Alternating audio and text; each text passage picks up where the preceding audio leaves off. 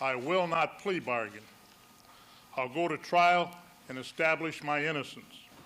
When looking back on George Ryan's life, it's easy to remember him always defending himself from various scandals. Each and every accusation is an outright damnable lie.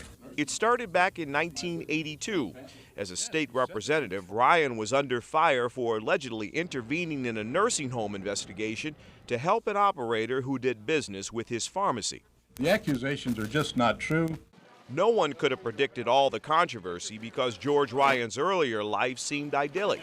Raised in Kankakee, Illinois, he and wife Laura Lynn began dating in high school. They raised 6 children. He was an Army veteran who later ran the family business, but Ryan had bigger ambitions. I believe that I have an understanding of government. I know that I have a desire to make it work right.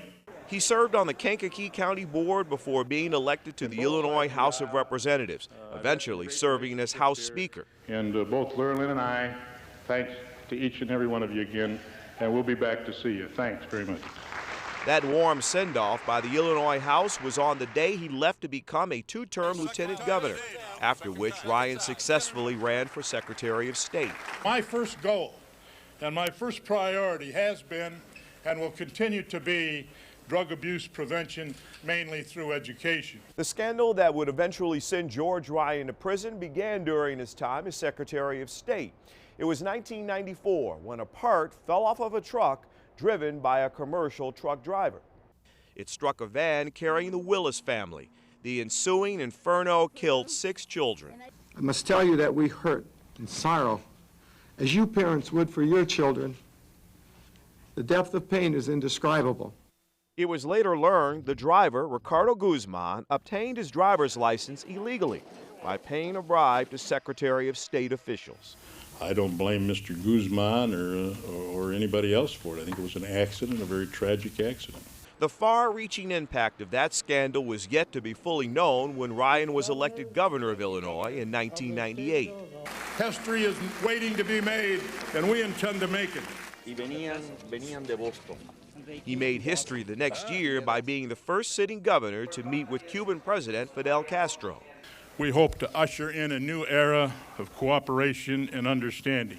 Also in 1999, Ryan and legislators created Illinois First, a multi-billion-dollar public works program to rebuild roads, schools, and transit. It was the next year, in 2000, when Ryan made a decision that would become a central part of his legacy. He ordered a moratorium on the death penalty.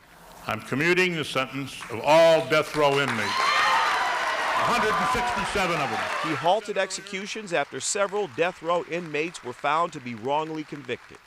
I had to add, our capital system is haunted by the demon of error. At this time, Ryan himself was under intense scrutiny from federal prosecutors, and he decided to be a 1-term governor. I will not be a candidate for Republican nomination for governor in the year 2002. He was charged in 2003 and then convicted in 2006 on corruption charges stemming from his Secretary of State years. I believe this decision today is not in accordance with the kind of public service that I've provided to the people of Illinois over 40 years. Ryan began serving a 6.5-year sentence in 2007, and until her death 4 years later, Laura Lynn Ryan begged for his release. One day, we will be back together the way we should be and live a happy, normal life together. That didn't happen, but George Ryan completed his sentence in July of 2014, still maintaining his innocence. I've come to grips with the fact that I was convicted and sent there, but that doesn't mean it was right. After his release from prison, Ryan continued to campaign against the death penalty and worked on a book about all of the people he met in politics. Again, he was 91 years old.